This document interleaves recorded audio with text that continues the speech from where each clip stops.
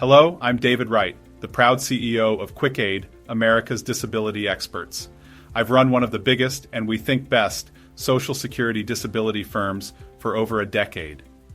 During that time, I've learned a lot and gotten many of our clients approved for these important benefits.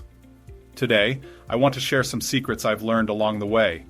I hope these top 10 secrets to winning your Social Security disability claim will help you get approved. I am confident that if you apply these tips, you will improve your chances of getting approved. While I believe the following tips are the most important, I also recognize that this is not intended to be, nor is it, an exhaustive list. Rather, these secrets are rooted in my personal experience as well as QuickAid's 3-decade experience in successfully handling SSDI and SSI claims. This is not legal advice, but I believe this information can be helpful to you. Without further ado, here are the secrets, from me to you, but don't tell anybody. Number 10. Approach the process with a determined attitude, but not with an attitude of entitlement. It is important that the administrative law judge understands that you do not want to be on Social Security disability. Rather, it is important to impress upon the judge that this is really your only option. Your medical situation doesn't allow you to work full-time. Convey to the judge that your goal isn't a life on disability, but necessary to access financial benefits and medical care. Judges are always trying to determine the credibility of your claim.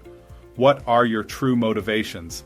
They will pick up on your attitude and will ask questions to better understand your situation, your goals, and your reason for applying for SSDI. Conveying a desire but an inability to re-enter the workforce can positively influence their decision. Having a humble and determined attitude based on real facts, not a desire for a handout, can really enhance your chances of winning a disability case. Number 9. Avoid any hint of malingering or drug-seeking behavior. Judges frown upon perceived misuse of medical services and prescriptions. Accordingly, steer clear of any suggestion or implication that you may be exhibiting drug-seeking behavior. Transparently communicate your medication preferences with your doctors. Judges also frown upon what the Social Security Administration calls drugs and alcohol abuse, or DAA issues. If you have excessive amounts of drugs and/or alcohol abuse reference in your medical records, this can be very damaging to your claim. Drugs and alcohol abuse are not considered disabling conditions by the Social Security Administration, and if their DAA issues present in your medical records, the judge will have to determine that your underlying medical conditions would persist, even in the absence of drug and alcohol abuse. Lastly, if there is evidence in your record of malingering, which is basically exaggerating or faking illness for purposes of not having to work, this is highly unlikely to result in a favorable disability decision. In short, judges don't like malingering or drug and alcohol abuse, and if you have these issues in your record, it can make for a very difficult claim to be approved. Number 8. Have a specific and clear medical diagnosis. Your Social Security disability case really needs to be built on a solid medical diagnosis. Ambiguous, non-severe, or uncertain medical conditions pose challenges in terms of winning disability claims. A clear diagnosis supported by objective medical tests really strengthens your case. When someone says they have a bad back, but it is not supported by any medical findings, it is a very difficult claim to be approved. The same can be said about mental health. It is important to have a specific mental health diagnosis and related treatment. Simply complaining of depression, with no diagnosis and no treatment, is highly unlikely to be a solid basis for an approval. Number 7. Your testimony at your hearing matters. A great Social Security disability case is one in which the medical evidence is consistent with what the claimant says at the hearing. When the medical records say one thing and you say something totally different, that is generally a problem. Likewise, if you claim verbally to have a specific impairment that is not reflected in your medical evidence, this also can make your claim incredibly difficult to get approved. Consistency translates into credibility, which is an important characteristic in a winning SSDI claim. So, while your testimony matters at the hearing, it is important that your testimony is consistent with the other information presented in your case. Number 6. Don't go through this process alone. Entering your disability hearing with professional assistance is advisable. An attorney or a non-attorney representative can navigate legal nuances, optimizing your limited time in front of the judge. I liken it to hiring a tax professional to help you with your taxes. Obtaining SSDI is an incredibly complex process, and having a seasoned advocate on your side really does help.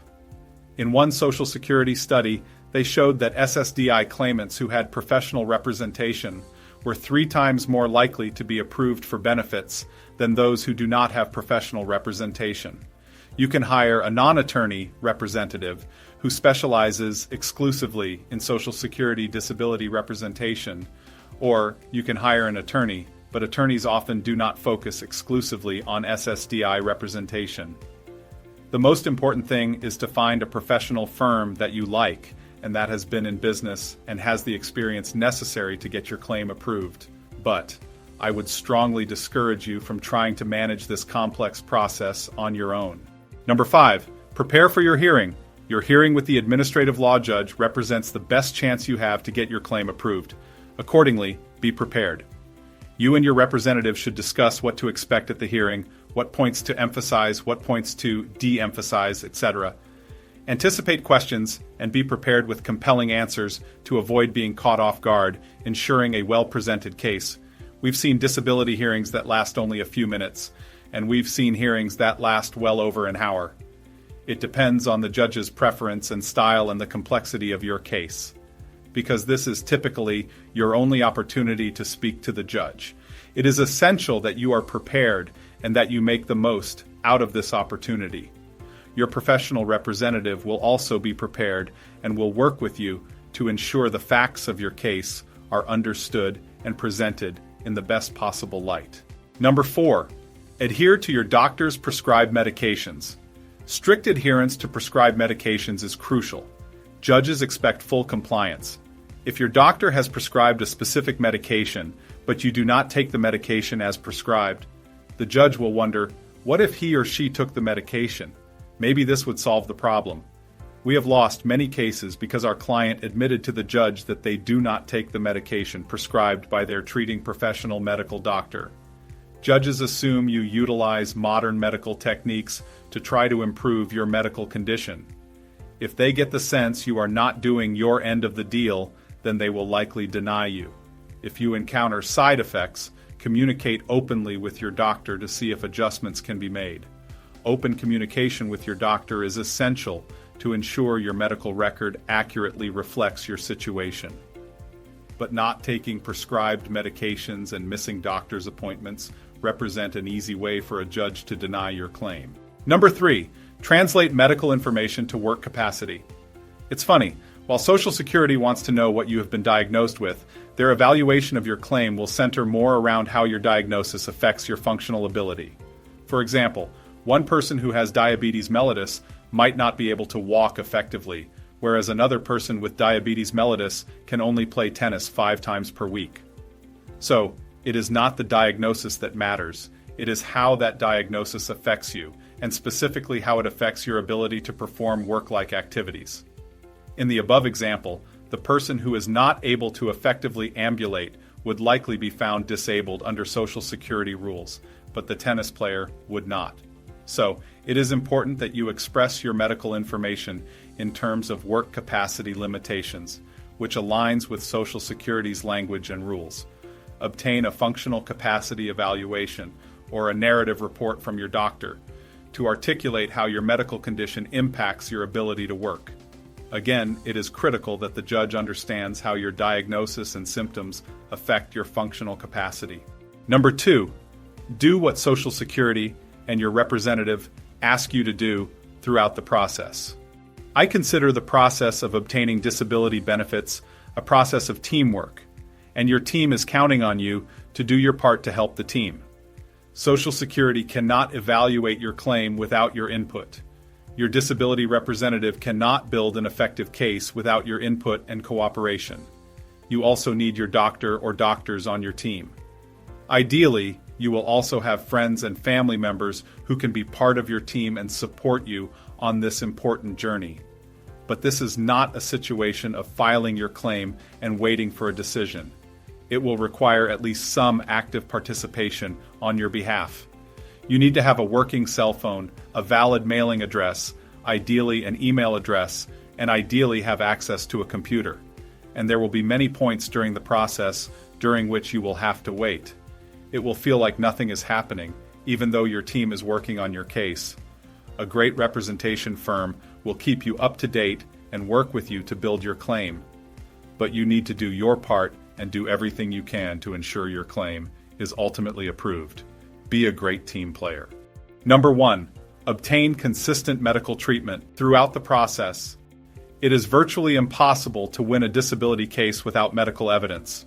What you say largely doesn't matter, but what your medical records say truly does all the talking in terms of the judge's evaluation of your case. Maintaining a consistent medical treatment history is critical. At QuickAid, we recommend you receive medical treatment at least every 3 months, and depending on the nature of your medical issues, it could require more frequent treatment. One of the complaints I hear a lot is that our clients are not able to obtain consistent medical treatment. They may not have transportation, they may not have health insurance, they may not have the financial capability to obtain the necessary treatment. I recognize those situations are sad and disappointing. However, the judge's job is not to evaluate the validity or your reason for not getting medical treatment. The judge's job is to evaluate evidence regarding your medical diagnosis, symptoms, and impact on your ability to perform work. So, it is critical that you find a way to receive medical treatment to substantiate your disability claim throughout the process.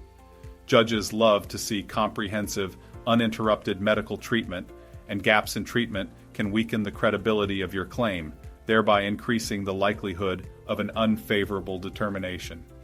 So, my number 1 secret is to find a way to get medical treatment, so we will have the evidence we need to get your claim approved. Thanks for watching this video. I sincerely hope you liked it and that you learned something from it. It was my pleasure to share these secrets with you.